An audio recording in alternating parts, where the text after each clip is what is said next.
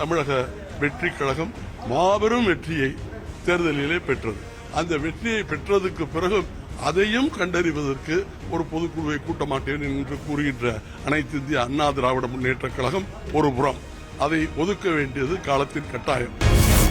இந்த மாதிரியான தருணத்தில் நான் மக்கள் கருத்தை கேட்காம கட்சி நிர்வாகிகளுடைய ஒவ்வொருவருடைய எண்ணங்களை புரிந்து கொண்டு மக்கள் என்ன உணர்வுகளை பிரதிபலிக்கிறாங்கன்ற அந்த கருத்துக்கு மதிப்பளித்து அவருடைய உணர்வுக்கு மதிப்பளிக்க வேண்டிய கட்டாயத்தில் நான் இருக்கிறேன். அந்த கருத்தை கேட்டுட்டு இருக்கிறேன், அவ்வளவுதான்.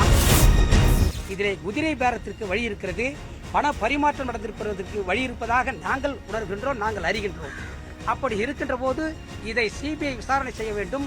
இதில் பண பரிமாற்றம் என்று சொல்லுகின்ற போது அமலாக்கத்துறையும் இதில் நடவடிக்கை எடுக்க வேண்டும். தமிழ்நாட்டினுடைய மக்களின் விருப்பங்களுக்கு மாறானது, மக்கள் அளித்த தீர்ப்புக்கு மாறானது, தமிழகம் பின்பற்ற வேண்டிய அரசியல் நெறிகளுக்கு மாறானது. உங்க தொகுதி மக்களுக்காக செய்யறேன்னு சொல்றாங்க. தொகுதி மக்களுக்கு இதை விட அநீதி இழைக்க முடியாது. அவங்க 20 நாளைக்கு முன்னால தேர்ந்தெடுக்கப்பட்டுட்டு உடனே அவர்கள் பதவியை ராஜினாமா செய்வது ஜனநாயகத்திற்கு எதிரானது. எக்காரணம் கொண்டு பிஜேபி ஆட்சி இப்படி கொள்ளைப்புற வழியாக நடத்துவதற்கு அனுமதிக்க கூடாது என்கிற அடிப்படையில் தான் நாங்கள் தாவேகா ஆட்சி அமைப்பதற்கான ஆதரவை தெரிவித்திருக்கிறோமே தவிர மற்ற பிரச்சனைகளும் அதனால் மறைந்து விட்டது என்று அர்த்தமல்ல.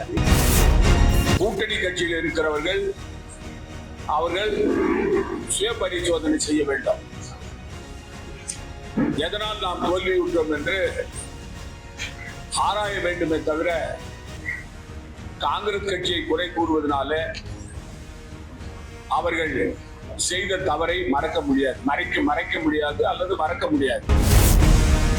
காங்கிரஸ்ங்கிறது ஒரு தனி கட்சி, ஐஎம்எல்ங்கிறது தனி கட்சி, கம்யூனிஸ்ட்ங்கிறது ஒரு தனி கட்சி, விசிகா என்பது தனி கட்சி. தேர்தல் முடிந்த பிறகு அந்தந்த கட்சியோடைய உயர்நிலை குழு எடுக்கக்கூடிய முடிவை கேள்வி கேட்கக்கூடிய அதிகாரம் திரு மு.க. ஸ்டாலின் அவர்களுக்கு எங்க வந்தது? ஒரே நாளில் தமிழ்நாடு உத்தரவு பிறப்பித்து எல்லா மதுக்கடைகளும் மூட முடியும். ஆனால் 717 கடைகள் மட்டும்தான் மூடுவதற்காக உத்தரவு கொடுத்தாங்க. அதில் எனக்கு தெரிந்த அளவுக்கு இன்னும் 400 கடைகளை கூட மூடுற மாதிரி தெரியுதுங்க. கரப்பாம்பூச்சி ஜனதா கட்சியை மரியாதைக்குரிய பாரத பிரதமர் ஹிட் கொண்டு அடித்து விடுவார் என்பதுதான் எனது கருத்து. உண்மையிலேயே இந்த ஆளும் கட்சியின் மீது, ஆளும் அரசாங்கத்தின் மீது இந்த நாட்டினுடைய இளைஞர்கள் எவ்வளவு கொடூரமான கோபத்தில் இருக்கிறார்கள் என்பதுடைய வெளிப்பாடுதான் அந்த காக்ரோச் பார்ட்டியில் 4-5 நாட்களில் 2 கோடி பேர் சேர்ந்திருப்பது என்பது. தமிழீழ விடுதலையை இதுகாரம் பேசி வந்தவன் இன்றைக்கு அமைச்சரவையில் நான் பங்கெடுத்திருக்கின்றேன்.